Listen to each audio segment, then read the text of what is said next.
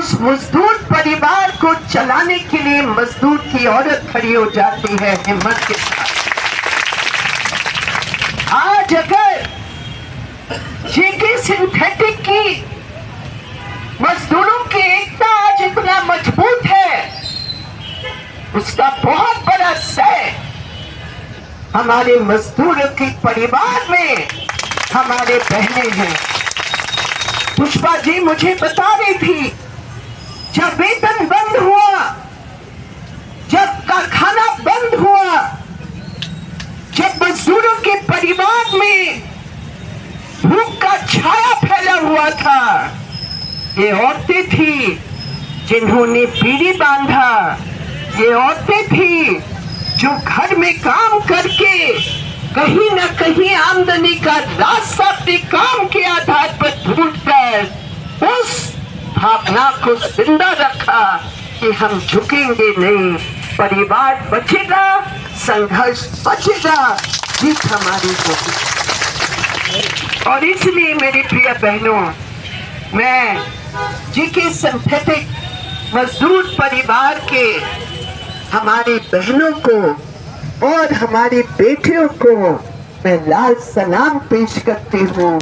आप हैं तो संघर्ष है, आप हैं तो ये मजदूर बचेगा। आप भी मजदूर हैं और उस मजदूर की इज्जत बचाने के लिए आपने जो ऐतिहासिक कदम लिया है, मैं सच में मैं आपकी इज्जत, आपके लिए स्नेह मेरा दिल में भरा हुआ है। बहुत बहुत धन्यवाद और सलाम। मेरे प्रिय साथियों, मैं कानून में नहीं जाना चाहती हूँ क्योंकि वो पूरा पृष्ठभूमि आपके सामने रखा गया, लेकिन मैं जरूर अपने यूनियन के नेताओं को और हमारे बहादुर वकील मोहम्मद अकरम को मैं विशेष धन्यवाद देना चाहती हूँ। ऐसे हमने देखा अदालतों में जब मजदूर और पूंजीपति आमने सामने खड़े होते हैं तो बहुत कम वकील है जो छाती चौड़ा करके कहते हैं तुम्हारे पैसे मेरे लिए कुछ नहीं है, मजदूर की हक मेरे लिए सब कुछ है। और ये अकरम साहब ने जिस तरह वो लड़े अदालत में, जब सब कुछ लग रहा था कि कुछ होने वाला नहीं है, हिम्मत करके वो खड़े रहे। अकरम साहब, मैं आपको धन्यवाद देना चाहती हूँ। इस पूरे संघर्ष से एक बात जो साफ है, ये पूंजीवाद का ये एक चरित्र है।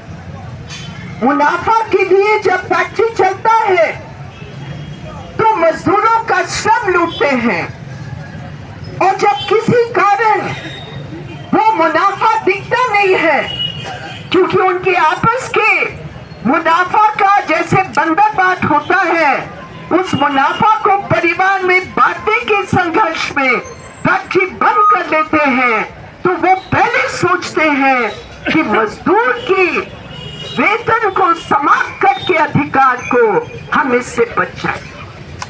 260 करोड़ रुपया, और उसमें अगर हम ब्याज लगा ले तो कितना बनेगा, उसका डबल होगा। 500 करोड़ रुपया आपके खाते में लिखा हुआ है, ये हम। लेकिन ये पूंजीवाद का हमला है। जमीन की जो कीमत है आज देश भर में जब से बीजेपी सरकार आई है, हालांकि ये नीतियों शुरुआती की कांग्रेस सरकार ने, वो कॉर्पोरेट प्लस नीति, लेकिन आज जब से मोदी जी आए हैं, जब से अदानी अंबानी का राज आया है, तब से कोई लगाम भी नहीं है। अब तो खुलेआम वो कर रहे हैं जो अदानी अंबानी के लिए उनको करना। हम सोच नहीं सकते हैं कि आज जितने भी जमीन रेलवे की हो, पब्लिक सेक्टर की हो, बड़े बड़े